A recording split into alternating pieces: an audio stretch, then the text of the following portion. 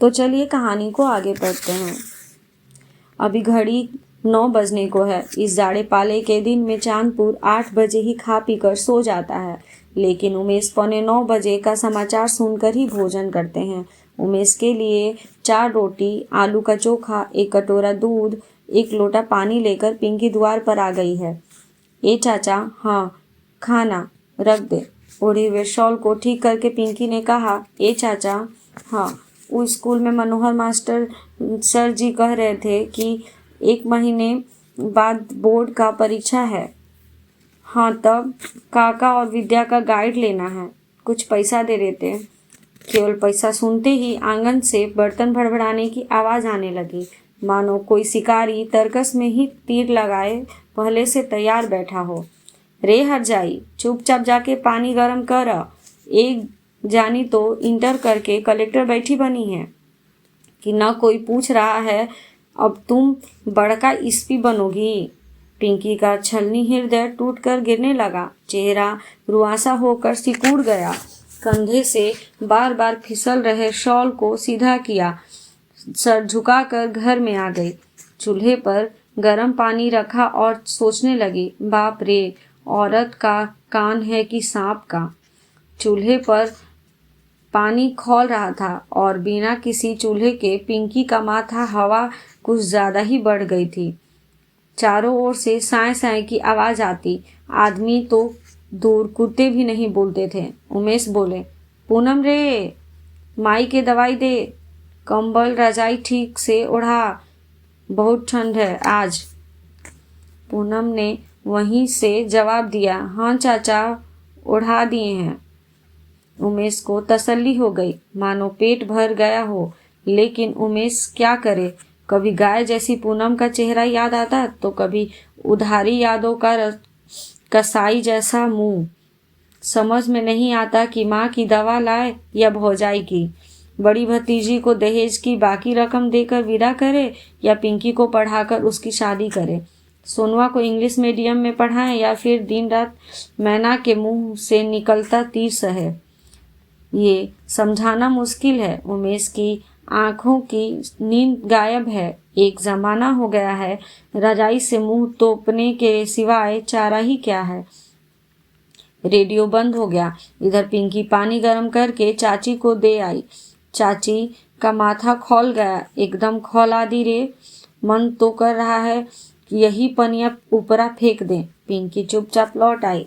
नीम पर बैठी टिटहिरी बोल उठी, समूचा घर गांव सो गया। हवा सन सन करने लगी। चूल्हे के पास वाले खटिया पर पिंकी ने लालटेन की लौ बढ़ा दी।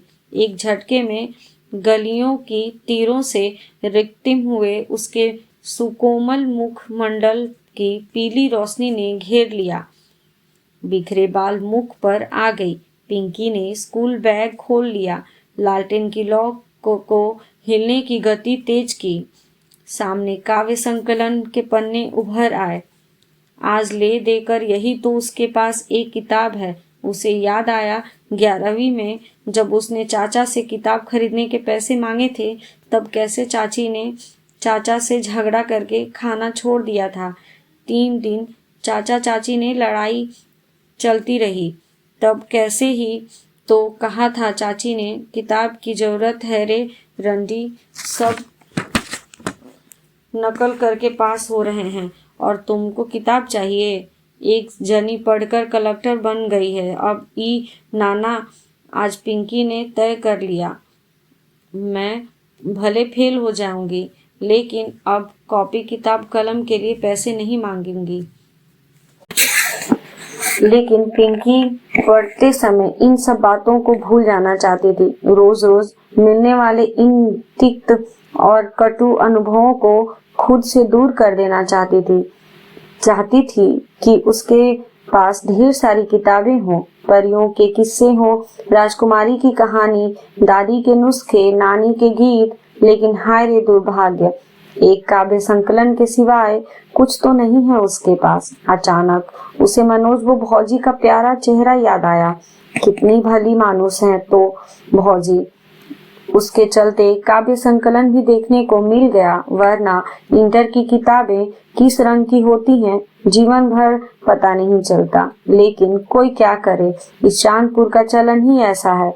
किसी लड़की को न स्कूल जाने की चिंता है, न ही उनके माँ बाप को कॉपी किताब की।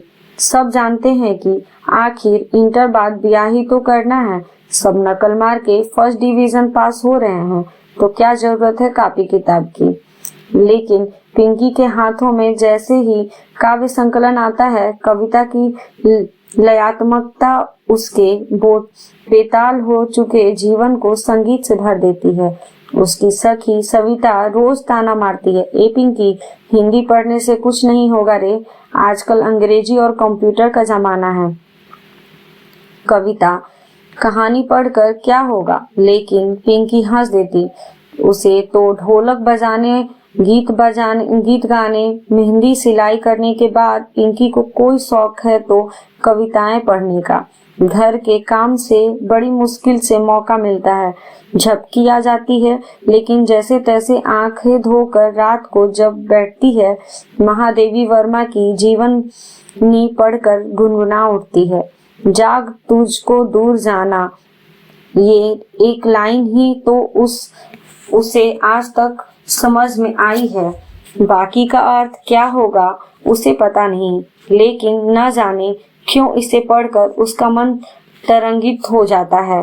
दूर जाने की कल्पना सावन के बादल की तरह मन में उमड़ने लगती है। कल ही तो उसने पढ़ा था कि महादेवी वर्मा ने स्त्रियों की शिक्षा, आर्थिक आत्मनिर्भरता के लिए खूब काम किए हैं। चांद नामक पत्रिका का संपादन किया। देखो जरा, उसका नाम कुमारी चंदा, गांव का नाम चांदपुर और महादेवी जी की पत्रिका का नाम चांद। ये तो गजब हो गई ना।